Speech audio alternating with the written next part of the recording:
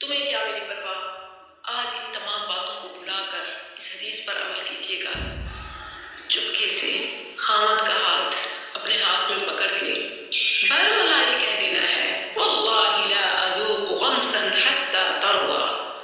پیارے نبی صلی اللہ علیہ وسلم نے ایک بڑا ہی رومانٹک، لولی اور ایک میں کہتی ہوں کہ جو ایک بونڈ ہوتی ہے نا، ایک ایلفی جوڑ دینے والے تعلق کو، اس کا کردار ادا کیا۔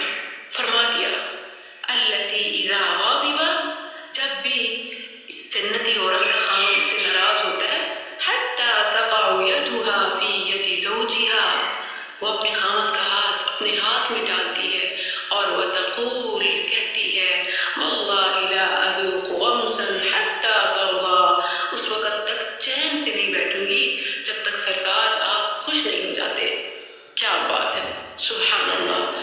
تو یہ پریکٹیکل آج آپ نے ضرور کرنا ہے، ٹھیک ہے، وگرنہ سننے کا ایسے سمجھے حق ادا نہیں ہوگا تو بات مؤثر نہیں ہوگی۔